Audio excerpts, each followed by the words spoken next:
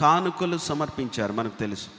అయితే యేసుక్రీస్తు ప్రభు ఈ లోకానికి రావడంలో తండ్రి యొక్క ఉద్దేశాన్ని మనం ఈరోజు ధ్యానించబోతున్నాం. యేసుక్రీస్తు ఈ లోకానికి రావడానికి 3 ముఖ్య కారణాలు మీ మధ్య ఉంచడానికి నేను ఆశపడుతున్నాను. మొదటిది, ఆయన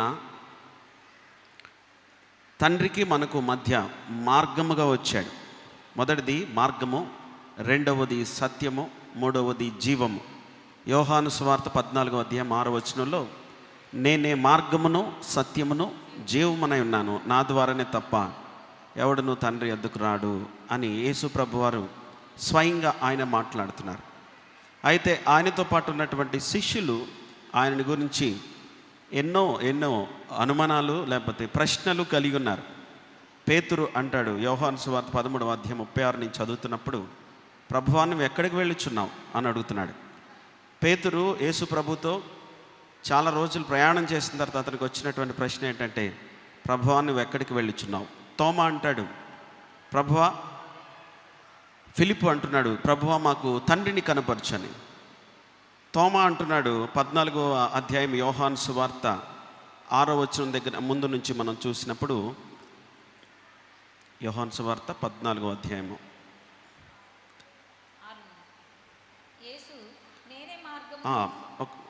అందుకు తోమా 5వ వచనం, అందుకు తోమా, ప్రభువా ఎక్కడికి వెళ్ళుచున్నావో మాకు తెలియదే, ఆ మార్గం ఎలాగా తెలియనని అడుగుతున్నాడు. తోమా అడుగుతున్నాడు యేసుక్రీస్తు ప్రభువును, ప్రభువా ఆ మార్గం ఏంటి అని అడుగుతున్నాడు. అలాగే పేతురు కూడా అడుగుతున్నాడు. యోహాను సువార్త 13లో మనం చూస్తాం, ఎక్కడికి వెళుతున్నావు అంటున్నాడు. అలాగే మనము ఫిలిప్పు యొక్క ప్రశ్న మనం చూసినప్పుడు, తండ్రిని మాకు కనపరచు, మాకు అంతే చాలు అంటున్నాడు. ఆయనతో పాటు ప్రయాణం చేస్తున్నప్పుడు మనలో కూడా కొన్ని ప్రశ్నలు, కొన్ని అనుమానాలు, కొన్ని డౌట్స్ మనకు వస్తూ ఉంటాయి. యేసుక్రీస్తుని నమ్ముకున్న మనందరం, విశ్వసిస్తున్నటువంటి మనందరం కూడా ఆయనతో ప్రయాణం చేస్తున్నప్పుడు విశ్వాసంలో మనం ఎదగాలి, ఆయనను సంపూర్ణంగా విశ్వసించాలి. ఒకవేళ విశ్వాసంలో ఎదగకుండా సంపూర్ణంగా విశ్వసించకుండా ఉంటే ఎక్కువ ప్రశ్నలు వస్తూ ఉంటాయి. ఒకవేళ విశ్వాసంలో ముందుకెళ్తున్నా కూడా అది సమంజసమైన ప్రశ్నలు రావచ్చేమో, కానీ అసలు మొదటికే విశ్వాసం లేనట్టుగా ప్రశ్నలు అడుగుతున్నారు శిష్యులే. ప్రధానమైనటువంటి శిష్యులకి ఈ యొక్క అనుమానం వచ్చినప్పుడు సామాన్యంగా కొంచెంగా వెంబడించేవారు ఇంకా చాలా ప్రశ్నలతో తమ జీవితంలో ముందుకెళ్తూ ఉంటారు. కనబడటానికి విశ్వాసులుగానే ఉన్నా కూడా తమ జీవితంలో యేసు ప్రభు విషయంలో, ఆయనను వెంబడించే విషయంలో వెనకబడి ఉంటారు. యేసుక్రీస్తు ప్రభు ఈ లోకానికి ఎందుకు వచ్చాడనంటే పరలోకానికి మార్గాన్ని చూపించడానికి. అందుకే ఆయన నేనే మార్గమును అన్నాడు. యాకోబు తన జీవితంలో మరి అన్న యొక్క భయంతో పద్దనరాము పారిపోతున్నప్పుడు అరణ్యంలో దారిలో ఎడారిలో ఒక రాయిని తలగడగా చేసుకొని నిద్రపోతున్నాడు. అప్పుడు ఒక దర్శనం వచ్చింది. ఆ దర్శనంలో ఆకాశం తెరవబడటం, పైనుండి కిందికి నిచ్చెన వేయబడటం, దేవదూతలు పైనుంచి కిందికి దిగుతూ ఎక్కుతూ ఉన్నారంట. అలాంటి దర్శనాన్ని కొన్ని వేల సంవత్సరాల క్రితం చూశాడు యాకోబు భక్తుడు. యాకోబు చూసినటువంటి ఆ దర్శనం యొక్క నెరవేర్పుగా యేసుక్రీస్తు ప్రభు ఈ లోకానికి పరలోకం నుండి కిందికి దిగి వచ్చాడు భూలోకానికి. ఆయన ఒక్కడికే పరలోకానికి మార్గం తెలుసండి యేసుక్రీస్తు ప్రభుకి. అందుకే ఆయన అన్నాడు, నేను తండ్రి యొద్ద నుంచి వచ్చాను, అంటే పరలోకం నుంచి వచ్చాను కాబట్టి నాకే ఆ మార్గం తెలుసు, కాబట్టి నేనే ఆ మార్గం అన్నాడు. దేవునికి స్తోత్రం, హల్లెలూయా. ఎవ్వరికి కూడా ఈ లోకంలో దేవుళ్ళు అనబడిన వారు కానీ, దేవతలు అనబడిన వారు కానీ, ఏ మత సంబంధమైన వ్యక్తికి కూడా పరలోకానికి మార్గం తెలియదు అని ప్రభు చెప్తున్నాడు. దేవునికి స్తోత్రం చెల్లిద్దాం, హల్లెలూయా. యేసుక్రీస్తు ప్రభు అంటున్నాడు, నేనే మార్గం. ఎందుకంటే తండ్రి నేను ఏకమై ఉన్నాము, ఆయనను విడిచి నేను ఈ లోకానికి వచ్చాను, మరలా నేను అక్కడికి వెళ్ళిపోతున్నాను. కాబట్టి నాకు మార్గం తెలుసు కాబట్టి మరలా పరలోకానికి వెళ్ళడానికి నాకు ఆ వీలు కలుగుతుంది. అలాగే నా యందు విశ్వసించిన వారందరూ కూడా అక్కడికి రావడానికి నేను మార్గాన్ని చూపిస్తాను. అనగా నా యందు విశ్వాసం ఉంచితే మీరు పరలోక రాజ్యానికి మార్గాన్ని తెలుసుకుంటారంటున్నాడు. దేవునికి స్తోత్రం కలుగును గాక, హల్లెలూయా. దావీదు అంటున్నాడు, నీ వాక్యము నా పాదములకు దీపమును నా త్రోవలకు వెలుగునై ఉంది. ఈ మార్గాన్ని చూపించేది ఎవరంటే వాక్యమే యేసుక్రీస్తు అని మనం తెలుసుకున్నాం. మనం దేవుని మార్గాన్ని స్పష్టంగా తెలుసుకోవాలంటే వాక్యాన్ని బాగా చదవాలి. దేవునికి స్తోత్రం, హల్లెలూయా.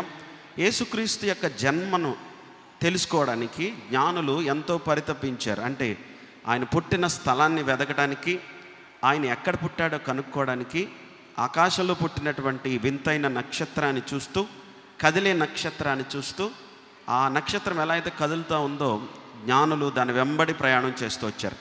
ఎక్కడ కూడా వారి ప్రయాణంలో డిస్ట్రాక్షన్, అంటే వారి డీవియేట్ కాలేదు, పక్క త్రోవకు వెళ్ళిపోలేదు. దేవుడు చూపించిన మార్గంలోనే నడుచుకోవడం ద్వారా రక్షకుని కనుగొన్నారు, రక్షణను కనుగొన్నారు. ఈ రోజున దేవుడు ఒక మార్గాన్ని చూపిస్తున్నాడు, అదే ఆయన వాక్యం.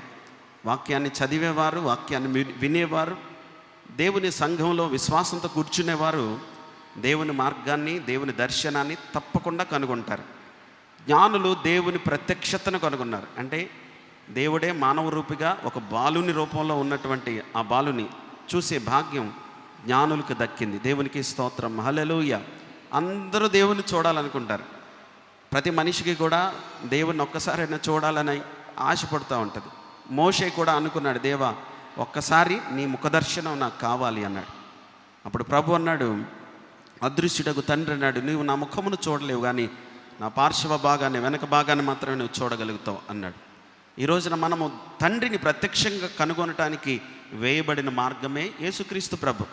తండ్రిని మనం కనుగొనాలన్నా, తండ్రిని చూడాలన్నా యేసును చూస్తే తండ్రిని చూసినట్టే. ఫిలిప్ అంటున్నాడు, ఏమని అడుగుతున్నాడు, తండ్రిని మాకు కనబరచు, అంతే చాలు.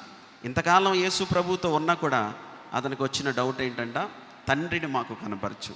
అప్పుడు యేసుక్రీస్తు ప్రభు ఏమన్నాడంటే, నేను తండ్రి కూడా ఏకమై ఉన్నాం. తండ్రి యందు నేనును, నా యందు తండ్రి ఉన్నామని నీవు నమ్ముట లేదా అంటున్నాడు 10వ వచనంలో.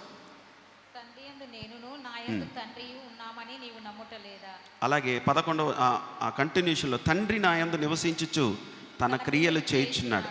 తండ్రి యందు నేనును, నా యందు తండ్రి ఉన్నామని నమ్ముడి, లేదా ఈ క్రియల నిమిత్తమైనను నన్ను నమ్ముడి. దేవునికి స్తోత్రం, హల్లెలూయా. ఈరోజు సంఘానికి దేవుడు చెప్తున్నాడు, నన్ను నమ్మండి, నన్ను విశ్వసించండి. నన్ను విశ్వసిస్తే తండ్రిని చేరుకుంటారు. కాబట్టి నేనే మార్గమును. దావీదు కూడా కనుగొన్నాడు, ఏమంటున్నాడు, నీ వాక్యమే నా పాదములకు దీపము, వెలుగు. వెలుగు మనకు మార్గాన్ని చూపిస్తుంది. దీపము సరైన మార్గాన్ని, సరైన త్రోవను, స్పష్టమైన త్రోవను చూపిస్తుంది. ఆ స్పష్టమైన త్రోవ ఎవరు అని అంటే, స్పష్టమైన వెలుగు ఎవరంటే యేసుక్రీస్తు ప్రభు. అందుకే ఆయన అన్నాడు, నేను లోకమునకు వెలుగై ఉన్నాను. అంటే మార్గాన్ని చూపించే వెలుగును నేనే. ఏ మనిషి అయినా కూడా దేవుణ్ణి వెదకాలి, సత్యాన్వేషులు ఎవరైనా ఉంటే, వారు దేవుని కనుగొనాలి అని ఆశ ఉంటే నువ్వు యేసు దగ్గరకు రావాల్సిందే, యేసును కనుగొనాల్సిందే. అన్ని మతాల వారు అనుకుంటారు, మేము పరమాత్మను చూడాలి, దేవుని చూడాలనుకుంటారు. దేవుని చూడాలంటే ఒకే ఒక మార్గం ఉంది, అది యేసుక్రీస్తు అను మార్గము. దేవునికి స్తోత్రం, హల్లెలూయా. యేసుక్రీస్తు జన్మము ఈ లోకానికి మార్గాన్ని చూపించడానికి కారణమైంది, ఈ లోకానికి రక్షణకు కారణమైంది. అందుకే దేవదూత వచ్చి మరియతో చెప్పినప్పుడు, ఆ బాలునికి మీరు యేసు అని పేరు పెడతారు. యేసు అంటే రక్షకుడు. ఆ రక్షకుడు ఈ లోకాన్ని తమ పాపము నుంచి విడిపిస్తాడు, రక్షిస్తాడు. ప్రతి మనిషికి కూడా ఒక విడుదల కావాలని ప్రతి వారు కోరుకుంటారు. వారు బంధించబడినప్పుడు, లేదంటే వారు రోగగ్రస్తులైనప్పుడు, రక్షణ లేనప్పుడు మమ్మల్ని ఎవరైనా బాగు చేస్తే బాగుండు అని ఆశపడతారు. ప్రభు వారితో సూటిగా మాట్లాడుతున్నాడు ఏంటంటే, నన్ను నమ్మండి, నా యందు విశ్వసిస్తే మీకు విడుదలని ఇస్తాను అంటున్నాడు. దేవునికి స్తోత్రం, హల్లెలూయా. వాక్య భాగంలో మనం చూస్తే యోహాను సువార్త 12:44 చూసినప్పుడు అక్కడ రాయబడింది, ప్రభు ఆత్మ నా మీద నిలుచున్నది, బేదలకు సువార్త ప్రకటించడానికి. లూకా సువార్త 4:17 4:17 ఒకసారి చదువుతామండి.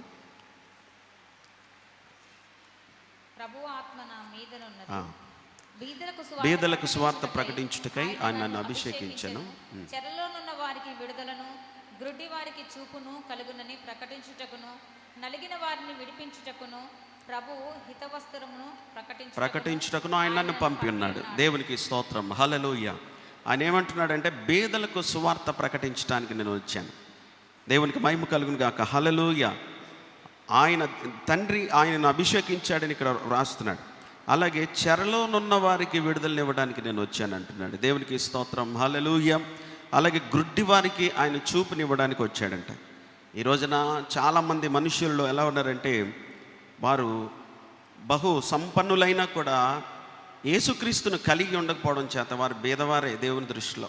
వాళ్ళకి ఎన్నున్నా కూడా యేసుక్రీస్తు వారి జీవితంలో లేడనుకోండి, యేసు అనే మార్గం వారిలో లేకపోతే వారు ఎలా అంటే దేవుని దృష్టిలో బీదవారు, పేదవారు. అలాగే ఆయన అంటున్నాడు, అనేక మంది స్వేచ్ఛగా ఉన్నారు ఈ రోజున, స్వతంత్రులుగా లోకంలో.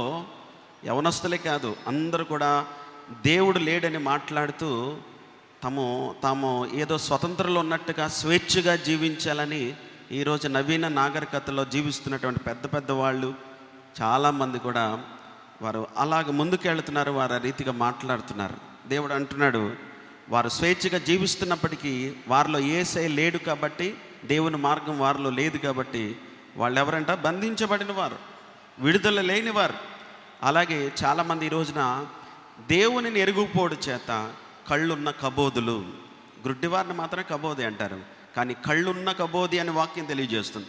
అలాంటి వారికి నేను చూపునివ్వడానికి, అలాంటి వారికి నేను విడుదలనివ్వడానికి నేను అభిషేకించబడ్డాను. అభిషేకించబడిన వారు ఎవరు? అర్థం ఏంటంటే, అభిషేకించబడిన వాడంటే క్రీస్తు, ఆయనే అభిషేకం. క్రీస్తు అంటే అభిషేక్తుడు అని అర్థం. ఆయన అభిషేకించబడినవాడు. అందుకే ఈ లోకానికి ఆయన ఒక దారిని చూపించడానికి వచ్చాడు. గుడ్డివారైతే కళ్ళు ఇవ్వడానికి, కుంటివారైతే కాళ్ళు ఇవ్వడానికి, నలిగిన వారైతే వారిని విడిపించడానికి, బీదలైతే వారికి సువార్త ప్రకటించడానికి. దేవునికి స్తోత్రం, హల్లెలూయా. యేసుక్రీస్తు తప్ప వేరే శరణము లేదు, వేరే దారి లేదు. అందుకే ఆయన మార్గమయ్యాడు. రెండవదిగా యేసుక్రీస్తు ప్రభు ఈ లోకానికి ఎందుకు వచ్చాడు? మార్గము మొదటిది, రెండవది సత్యము. యోహాను సువార్త 14:6 చదివాం కదా మొదటిగా. ఈ ప్రసంగానికి అదే ఆధార వచనం. రెండవది సత్యం. ఆయన ఈ లోకానికి సత్యాన్ని చూపించడానికి వచ్చాడు, సత్యాన్ని ప్రకటించడానికి వచ్చాడు. యోహాను సువార్త 18:37-38 చూస్తే, పిలాతు యేసుక్రీస్తు ప్రభువును న్యాయ విమర్శ చేస్తున్నాడు అక్కడ. అప్పుడు పిలాతు అడుగుతున్నాడు, నీవు రాజువా, నువ్వు యూదుల రాజువా అని అడుగుతుంటే, అవును, చదవండి. నీవన్నట్టు నేను రాజునే, సత్యమును గూర్చి సాక్ష్యం ఇచ్చుటకు నేను పుట్టితిని, ఇందు నిమిత్తమే ఈ లోకమునకు వచ్చితిని. చాలండి. సత్య సంబంధి అనే ప్రతివాడు నా మాట వినను. యేసుక్రీస్తు ప్రభు పిలాతుతో మాట్లాడుతున్నాడు. ఏమనంటే, సత్య సంబంధి అనేటువంటి ప్రతివాడు కూడా నా మాట వింటాడు. నేను సత్యమును గురించి సాక్ష్యం ఇవ్వడానికి ఈ లోకానికి వచ్చాను. దేవునికి స్తోత్రం చెల్లిద్దాం. హల్లెలూయా, హల్లెలూయా. దేవుళ్ళని చెప్పుకున్నవారు, దేవుని యొద్దకు మార్గాన్ని చూపిస్తానని చెప్పుకునే ప్రవక్తలు అనబడిన వారు ఎంతోమంది భూలోకంలో పుట్టారు, చనిపోయారు. యేసుక్రీస్తు ప్రభు కేవలం సత్యాన్ని ప్రకటించడానికి మాత్రమే వచ్చాడు. పిలాతుకు ఆ సత్యము ప్రకటించబడింది, హేరోదుకు కూడా సత్యం ప్రకటించబడింది, కానీ వారు ఆ సత్యాన్ని నమ్మలేదు. ప్రభు అంటున్నాడు, సత్య సంబంధి అయిన ప్రతివాడు నా మాట వింటాడు. దేవునికి స్తోత్రం చెల్లిద్దాం. హల్లెలూయా, హల్లెలూయా. ఆయన మాటలు వినేవారు ఎవరంటే సత్య సంబంధులు. ఇక్కడ కూర్చున్న మనందరం దేవుని మాటలు వింటున్నాం కదా. ప్రభు మనల్ని ఏమంటున్నాడంటే, మీరు సత్యంలో ఉన్నారు. ఆ సత్యాన్ని చూపించడానికే నేను యేసుక్రీస్తుకి లోకానికి వచ్చాను. యేసు అంటే రక్షకుడు, క్రీస్తు అంటే అభిషిక్తుడు. దేవునికి స్తోత్రం, హల్లెలూయా. మరి మనం సత్యంలో ఉన్నామా? ఆ సత్యదేవుని నిజంగా మనం కలిగి మనం ప్రయాణం కొనసాగిస్తున్నామా మన జీవితంలో? ఒకసారి సత్యంలోనూ ఒకసారి అసత్యంలోనూ ఉండకుండా వాక్యము చూపించే వెలుగు మార్గంలో నడిచేవారే సత్య మార్గంలో ఉన్నవారు. పిలాతు గొప్ప అధికారం కలిగినప్పటికీ కూడా సత్యాన్ని తెలుసుకోలేకపోయాడు. ఈ రోజున చాలామంది గొప్ప గొప్ప ఉద్యోగాల్లో, గొప్ప గొప్ప అధికారాల్లో ఉన్నారు, కానీ వారు దేవుని విషయంకి వచ్చేసరికి సత్యాన్ని అంగీకరించలేరండి. ఏదో అలా వచ్చి అలా యేసు ప్రభు గురించి 2 మాటలు చెప్పి వెళ్ళిపోతారు తప్ప నిజంగా సత్యాన్ని గురించి వారు తెలుసుకోవడానికి కానీ, ఆ సత్యాన్ని విశ్వసించడానికి కానీ వారు ఏమాత్రం కూడా ముందుకు రారు. అలాగే పిలాతు అదే రీతిగా చేశాడు. హేరోదు కూడా యేసు యొక్క జన్మాన్ని నమ్మలేకపోయాడు, జ్ఞానులు చెప్పినటువంటి సత్యాన్ని నమ్మలేకపోయాడు. శాస్త్రులు పరిచయాలు అన్నారు, ఇదిగో యోధా బెత్లెహేము అను యోధా ప్రధానులు ఎంత మాత్రం అల్పమైన దానం కాదు, ఇశ్రాయేలును నీ ప్రజలను ఏలబోవాడు నీలో నుండి వస్తాడు అని శాస్త్రులు పరిచయాలు లేఖనాలని చెప్పినా కూడా లేఖనాలను నమ్మనటువంటి స్థితిలో హేరోదు ఉన్నాడు. మనము మన స్థితిని బట్టి కానీ, మన అధికారాన్ని బట్టి కానీ, మనకున్న సంపదను బట్టి కానీ ఎప్పుడు కూడా మనము దేవునిని అంగీకరించలేని స్థితిలోకి వెళ్ళిపోకూడదు. అంటే మన మీద మనకి కంట్రోల్ లేదు అని దేవుని వాక్యం చెప్తుంది. ఎంత ఐశ్వర్యవంతులైనా కూడా, ఎవరైనా కూడా దేవుడు లేకుండా జీవిస్తే వారికి ఉన్నదంతా సున్నా, వ్యర్థం అని వాక్యం తెలియజేస్తుంది. ఒక ధనవంతుడైనటువంటి యవనస్తుడు యేసుక్రీస్తు ప్రభు దగ్గరికి వచ్చి, నేను పరలోక రాజ్యం చేరుకోవాలంటే, అంటే నిత్య జీవం కావాలంటే నేనేం చేయాలన్నాడు. అంటే నేను తండ్రి దగ్గరికి రావాలంటే నేనేం చేయాలంటే, నీకున్నదంతా అమ్మి నన్ను వెంబడించంటే అతడు వ్యసనపడుచు వెళ్ళిపోయాడు. ఎందుకంటే అతని ఆస్తి, అతని సంపద సత్యాన్ని తెలుసుకోకుండా అతనికి అడ్డొచ్చింది. ఈ రోజున మనము నిజమైన క్రిస్మస్ జరుపుకోకుండా మనకు అడ్డు చాలా ఉన్నాయి, ఆటంకాలు ఉండొచ్చు. ఆ ఆటంకాలు ఎవరి వల్ల కాదు, మన జీవితంలో ఉన్నటువంటి మన ఆలోచన విధానాలే ఆటంకాలుగా మారుతున్నాయని వాక్యం తెలియజేస్తుంది. కాబట్టి యేసుక్రీస్తు ప్రభు సత్యమై ఉన్నప్పుడు ఇంకా సంపూర్ణంగా నమ్మడానికి ఎందుకు అనుమానం, ఎందుకు వెనకాడటం? ఆయనకు సంపూర్ణంగా సాగిలపడి, జ్ఞానులు ఏదైతే చేశారో సంపూర్ణంగా సాగిలపడి మనకు ఉన్నది సమర్పించడమే కదా తరువాయి భాగం. జ్ఞానులు ఏం చేశారు తెలుసా? తమకున్నదంతా, అనగా బంగారు, సాంబ్రాణి, బోళం, రాజును ఏ రీతిగా అయితే ఘనపరుస్తారో, అభిషిక్తుని ఏ రీతిగా అయితే ఘనపరుస్తారో, లోకరక్షకుని ఎలాగైతే గౌరవిస్తారో, పూజిస్తారో, జ్ఞానులు అలా చేయగలిగారండి. తమ జ్ఞానాన్ని పక్కన పెట్టి, తమ స్థితిని పక్కన పెట్టి, ఎక్కడో దూరదేశాన్ని నుంచి నడుచుకుంటూ లేదంటే ప్రయాణించుకుంటూ వచ్చి బాలుడు ఎక్కడైతే నివసిస్తున్నాడో, ఎక్కడైతే పెరుగుతున్నాడో ఆ ఇంటిలోనికి వచ్చి ఆయనను పూజించి సాగిలపడి తమ పెట్టెలు విప్పి బంగారు, బోళము, సాంబ్రాణిని సమర్పించారు. దేవునికి స్తోత్రం, హల్లెలూయా. దేవునిని ఆరాధించకుండా ఒకవేళ మన జ్ఞానమా, మన సంపద, మన స్థితి, మన ఉద్యోగమా ఏదైనా అడ్డొస్తుందేమో, దేవుణ్ణి ప్రతి ఆదివారం కానీ ప్రతి దినము కానీ స్తుతించకుండా మనకున్నటువంటి అనేకమైన ఆటంకాలు, విడుదల లేనటువంటి స్థితి మనలో ఉంటాయి. ప్రభు ఈరోజు చెప్తున్నాడు, నేను సత్యము గనుక నన్ను విశ్వసిస్తే మీరు సత్యంలో ఉంటారు, మీకు విడుదల కలుగుతుంది. దేవునికి స్తోత్రం, హల్లెలూయా. అందుకే ప్రభు అన్నాడు, బంధింపబడిన వారికి విడుదలనివ్వడానికి నేను ఈ లోకానికి వచ్చాను. ఇది ప్రభు చెప్తున్న సత్యం. ఈ క్రిస్మస్లో మనము చాలాసార్లు, మనకు తెలుసు, చాలా కాలం నుంచి క్రిస్మస్ సందేశాలు వింటున్నాం. యేసుక్రీస్తు ప్రభు యొక్క జన్మంలో ప్రాముఖ్యమైన విషయాలు నేను చెప్తున్నాను. మొదటిది, ఆయన మార్గాన్ని చూపించడానికి ఈ లోకానికి వచ్చాడు. రెండవది, ఆయన సత్యాన్ని ప్రకటించడానికి ఈ లోకానికి వచ్చాడు. దేవునికి స్తోత్రం, హల్లెలూయా. ఆ సత్యం ఏంటో తెలిసి కూడా మనం పాటించకపోతే, ఆ సత్యం ఏంటో తెలిసి కూడా మనం లోబడకపోతే దేవుడు మనకు తీర్పు తీరుస్తాడని వాక్యం తెలియజేస్తుంది. దేవుడు న్యాయాధిపతి. న్యాయాధిపతికి ఉన్నటువంటి లక్షణం ఏంటో తెలుసా? ఆయన తీర్పు తీరుస్తాడు. న్యాయాధిపతి ఎప్పుడు కూడా న్యాయాన్ని తీర్చేవాడిగా ఉంటాడు. మరి అన్యాయాన్ని సహించడు న్యాయాధిపతి. ఆ పరమ ప్రభువు న్యాయాధిపతిగా మన ఎదుట కూర్చుంటాడు. ఒకరోజు రాబోతుంది, మనం లోబడకపోతే, ఇంకా మార్గంలో నడవడానికి కానీ, సత్యాన్ని అంగీకరించడానికి కానీ, ఇంకా ఎవరైనా లోబడకపోతే ప్రభు తీర్పు తీర్చే న్యాయాధిపతిగా మన ఎదుట నిలవబడతాడు. దేవునికి స్తోత్రం, హల్లెలూయా. యేసుక్రీస్తు ప్రభు ఈ లోకానికి లోక పాపములు మోసుకొని పోయే దేవుని గొర్రెపిల్లగా వచ్చాడు. తర్వాత మరలా రాబోతున్నాడు ఒక న్యాయాధిపతిగా. గొర్రెలను, మేకలను వేరు చేసేటువంటి ఒక అద్భుతమైనటువంటి ఒక పరిస్థితి, లేదంటే రాబోయేటువంటి ఆ రెండవ రాకడలు మనం చూస్తాం.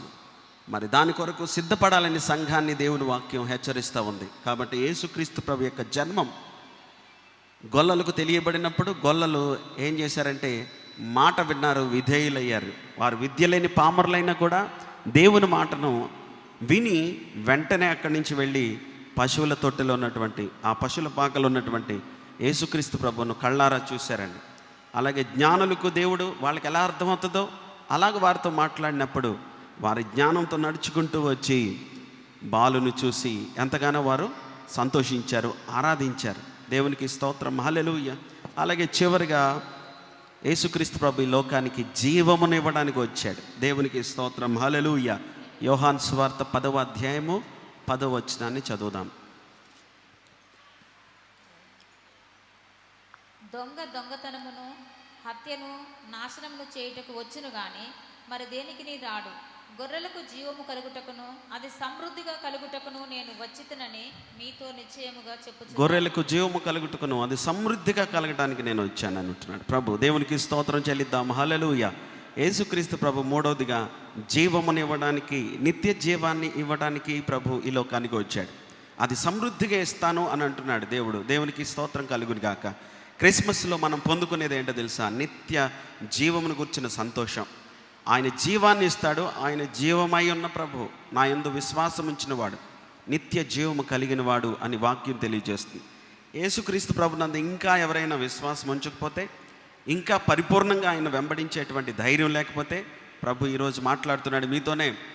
ఆయన ఈ లోకానికి వచ్చింది మిమ్మను పరిపూర్ణమైన స్వతంత్రులుగా చేయడానికి, పరిపూర్ణమైన విడుదలకు నడిపించడానికి, పరిపూర్ణమైన సువార్తలోకి మేము నడిపించడానికి, మార్గము సత్యము జీవమైన యేసును ఈ లోకంలో కలిగి ఉండటం ద్వారా నిత్య జీవమును సంపాదించుకోవడానికి మిమ్మల్ని ఏర్పాటు చేసుకున్నాను అని దేవుడు మరొకసారి దాన్ని నిశ్చయిస్తున్నాడు, ప్రకటిస్తున్నాడు. దేవునికి స్తోత్రం, హల్లెలూయా. కాబట్టి ఆయన జీవమై ఉన్న దేవుడు. ఈ జీవాన్నంట అనగా రక్షణను మనకు ఉచితంగా దేవుడు ఇచ్చాడు.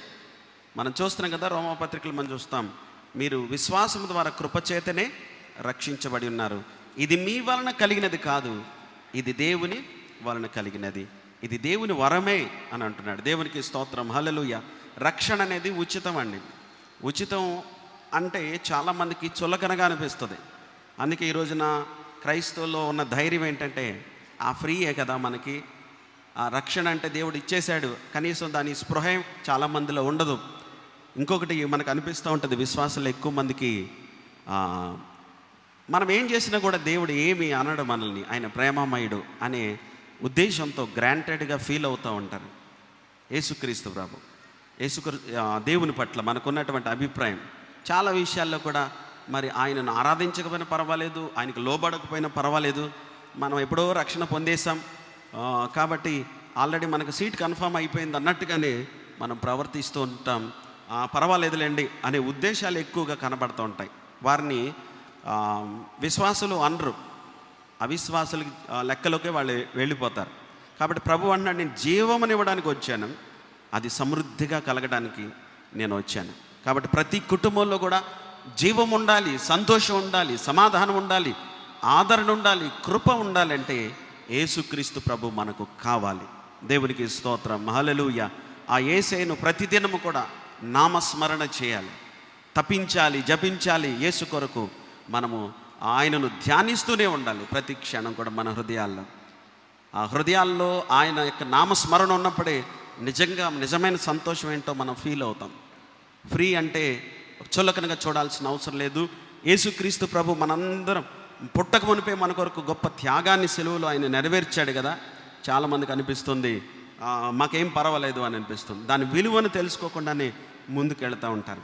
సిలువ కార్యానికి ప్రారంభమే క్రిస్మస్, పునరుత్థానానికి ప్రారంభమే క్రిస్మస్. క్రిస్మస్తోనే ప్రారంభమైంది తండ్రి యొక్క ప్రణాళిక. దేవునికి స్తోత్రం చెల్లిద్దాం, హల్లెలూయా. కాబట్టి నేను చెప్పిన విషయాలు 3 విషయాలు. మొదటిది మార్గము. ఈ క్రిస్మస్లో యేసుక్రీస్తు ప్రభు ఈ లోకానికి రావడంలో ఉద్దేశం మొదటిది ఈ లోకానికి మార్గాన్ని చూపించడానికి తండ్రి వద్దకు, రెండవది సత్యాన్ని ప్రకటించడానికి, మూడవది జీవాన్ని ఇవ్వడానికి ఈ లోకానికి వచ్చాడు. దేవునికి మహిమ కలుగును గాక. హల్లెలూయా, హల్లెలూయా. ఈ యొక్క మంచి వార్తను, ఈ సువార్త ఏంటి? యేసుక్రీస్తు ప్రభు ఈ లోకానికి రావడం, అలాగే ఆయన మన కొరకు మరణించి తిరిగి లేవడం. గొల్లలంట ఈ శుభవర్తమానాన్ని తీసుకుని వెళ్ళారంట. అందుకే దేవదూతలు అన్నారు, దావీదు పట్టణమందు నేడు రక్షకుడు మన కొరకు పుట్టి ఉన్నాడు. ఇదిగో ప్రజలందరికీ కలుగుబోవు మహా సంతోషకరమైన శుభవర్తమానము, సువర్తమానము. దేవునికి స్తోత్రం, హల్లెలూయా. యేసుక్రీస్తు ప్రభు పుట్టడం మన జీవితంలో ఏంటంటే గొప్ప విశేషం, గొప్ప సువార్త, గొప్ప సంతోషకరమైన వార్త. అందుకే మనం క్రిస్మస్, ఒక్క క్రిస్మస్ కాదండి, నెలంతా క్రిస్మస్సే, మనకు ప్రతిరోజు క్రిస్మస్సే. కాబట్టి క్రీస్తు పుట్టడం అనేది అద్భుతం. ఆయన పశువుల పాకలో, లేదంటే ఆ పశువులు ఉన్న చోట, ఆ సత్రంలో స్థలం లేనప్పుడు ఆయన ఆ పశువులు ఉన్నటువంటి పాక ఉన్నటువంటి ఆ స్థలంలో, లేదంటే ఆ తొట్టెలో పెట్టబడ్డాడు. అది చాలా కంపు కొట్టేటువంటి స్థలం, శుభ్రం లేనటువంటి స్థలం. ఈ రోజున అలాంటి స్థలంలో యేసయ్య పుట్టడానికి ఆయన ఇష్టపడ్డాడు. ఈ రోజున కంపు కొట్టే మన హృదయాల్లో, కంపు కొట్టే మన గృహాల్లో ఆయన పుట్టడానికి ఇష్టపడుతున్నాడు. మనకిష్టమైతే ఆయన మనలో జన్మిస్తాడు. దేవునికి స్తోత్రం. హల్లెలూయా, హల్లెలూయా. నా కుమారుడు కుమార్తె అని చెప్పుకోవడానికి ఆయన ఏమాత్రం సిగ్గుపడ్డాడు. మనం విశ్వసిస్తే, విశ్వసించకపోతే ఆయన తండ్రి ఎదుట మనల్ని ఒప్పుకోను అని అంటున్నాడు. ఈ రోజున నీకు ఇష్టమైతే మన హృదయం ఎలాంటిదైనా, మన జీవితం ఎలాంటిదైనా ప్రభు అంటున్నాడు, నీకు ఒక అవకాశాన్ని నేను ఇస్తాను. నీ క్రిస్మస్లో, ఈ పండగలో నీకు ఒక ఆఫర్. అదేంటంటే రక్షణ అనేటువంటి గొప్ప భాగ్యాన్ని అందరికీ ఇస్తానంటున్నాడు. దేవునికి స్తోత్రం. హల్లెలూయా. కొంతమంది అనొచ్చు, నేను ఎప్పుడో యేసు ప్రభుకి స్థలం ఇచ్చానండి నా హృదయంలో అని అనుకుంటారు. కానీ మనలో ఉన్నటువంటి మన బిజీ లైఫ్ ఏమవుతుందంటే ఆయనకు స్థలం ఇవ్వకుండా అనేకమైన వాటికి మన హృదయంలో స్థలం ఇచ్చి ఆయన పక్కకు తోసేస్తున్నాం. క్రిస్మస్లో క్రీస్తు లేకపోతే, క్రిస్మస్లో యేసయ్య లేకపోతే అది క్రిస్మసే కాదు. మన హృదయంలో యేసు ఉండాలి అంటే మన హృదయంలో ఒక స్థానం ప్రభువుకి ఇవ్వాలి. ఆయన పశువుల పాకలో పుట్టాడు మన కోసం. ఈ రోజున మన హృదయంలో పుడతానంటున్నాడు. మీకు ఇష్టమైతే ఆయన్ని చేర్చుకుంటే, ఇంకా ఎవరైనా ఆయనను పరిపూర్ణంగా చేర్చుకోకపోతే, చిన్నపిల్లలైనా పర్వాలేదు, చిన్న బిడ్డల్లో కూడా ఆయన రక్షణ అవసరం. వారు వివేచన కలిగి, కొంత జ్ఞానం కలిగి ఉన్నప్పుడు, అవగాహన కలిగి ఉన్నప్పుడు. కాబట్టి మీ హృదయాల్లో యేసుక్రీస్తు పుట్టాలి అని అంటే మీరు ఆలోచన చేయండి, దేవా నా జీవితంలో పాపం ఉంది, ఇంకా నీకు ఇష్టం కాని ప్లేస్ నాది, కానీ ఆ ప్లేస్ను నువ్వు పవిత్రపరచు, నీవు నాలోకి రా అంటే యేసయ్య నీలోకి వస్తాడు, నీలో జన్మిస్తాడు. జన్మించినప్పుడు ఆ కంపు కొట్టే పశువుల పాక కూడా పుణ్యక్షేత్రం అయిపోతుంది. దేవునికి స్తోత్రం. హల్లెలూయా. అక్కడికి అనేకులు వచ్చి ఆయన ఆరాధించారు. ఆ స్థలానికి ఉన్న ప్రాశస్త్యత, పవిత్రత ఈ ప్రపంచమంతా ప్రకటించబడుతుంది. యేసుక్రీస్తు పశువుల పాకలో పుట్టాడు, లేదంటే ఆ సత్రంలో స్థలం లేనప్పుడు స్థలంలో అక్కడ ఎక్కడో అసలు గుర్తింపు లేని ప్లేస్లో పుట్టాడు. కానీ ఆయనను తీసుకెళ్ళి పడుకోబెట్టడానికి కూడా ప్లేస్ లేదు. అక్కడ ఏదో పశువుల పాక ఉంది, ఆ పాకలో ఒక తొట్టె ఉంది, ఆ తొట్టులో పండుకోబెట్టారు ఆ చిన్న బాలును. ఈ రోజున యేసుక్రీస్తు మనలో జన్మిస్తే గుర్తింపు లేని మనల్ని గుర్తింపు కలిగినటువంటి ప్రాముఖ్యమైన వ్యక్తులుగా దేవుడు మారుస్తాడు. క్రిస్మస్సే గొప్ప అవకాశం అండి, మరొక అవకాశం రాదు. అలాంటి గొప్ప భాగ్యం మనలో రావాలంటే రక్షణ భాగ్యం. నిజంగా ఆ రక్షణ భాగ్యం మనలో ఉంటే ఈ క్రిస్మస్ మహాపండుగ అవుతుంది. ఇంకా భాగ్యం లేకపోతే ఇప్పుడే ఇదే అనుకూల సమయం, మిక్కిలి అనుకూల సమయం, రక్షణ దినం కనుక దయచేసి మీరంతా కూడా ప్రభువును చేర్చుకోవాలని మరొకసారి ఈ క్రిస్మస్లో నా శుభాలు తెలియజేస్తున్నాను. అలాగే ఈ వాక్యాన్ని బట్టి రక్షణ సువార్త మీకు తెలియజేస్తున్నాను. యేసుక్రీస్తు యొక్క జన్మం మన జీవితంలో మహాపర్వదినం, మహాపండుగ. ఎందుకంటే ఆయన మనలో పుడతానని వాగ్దానం ఇస్తున్నాడు. ఆయన మార్గము, సత్యము, జీవము అని ప్రకటించి మనల్ని తండ్రి దగ్గరికి చేర్చే వరకు ఆయన ఒక బాధ్యతగా పరిశుద్ధాత్మ దేవుని మనకు అనుగ్రహించాడు. ఆ పరిశుద్ధాత్మ దేవుడే మనల్ని చేయి పట్టి నడిపిస్తాడు. మనం చేసే ప్రతి ప్రార్థన తండ్రికి ట్రాన్స్లేట్ చేస్తాడు. ఉచ్చరింప సఖ్యము కానీ మూలుగులతో తండ్రి యొద్ద విజ్ఞాపనం చేస్తున్నాడు. తండ్రిని ఎలాగా మనం స్తుతించాలో, ఎలాగా ఆయనను సంతోషపరచాలో మనకు తెలియదు, పరిశుద్ధాత్మకు తెలుసు. కనుక మనము ప్రార్థిస్తే పరిశుద్ధాత్మ దేవుడు అనుకూల సమయమందు మనకు చక్కని ఉత్తరం ఇవ్వడానికి ఆయన తండ్రి యొద్ద విజ్ఞాపనం చేస్తున్నాడు. దేవునికి స్తోత్రం. హల్లెలూయా. దానికి మధ్యలో మధ్యవర్తిగా యేసుక్రీస్తు ప్రభు మానవునికి దేవునికి ఒక మధ్యవర్తిగా ఆయన వచ్చాడు. కనుక మనల్ని సేఫ్ మోడ్లో ఉంచి విశ్వాసులందరికీ ఆయన నిత్య జీవాన్ని ఇస్తానని వాగ్దానం ఇస్తున్నాడు. ఈ క్రిస్మస్ గొప్ప అవకాశం కనుక యేసుక్రీస్తు ప్రభుని విశ్వసించి నమ్మి బాప్తిస్మం పొందాలని మరొకసారి మనవి చేస్తూ మీ అందరికీ క్రిస్మస్ శుభాలు తెలియజేస్తూ నాకు ఇవ్వబడిన అవకాశాన్ని బట్టి దేవుని మహింపరుస్తున్నాను. దేవుడి మాటలు ఆశీర్వదించునుగాక. ఆమెన్.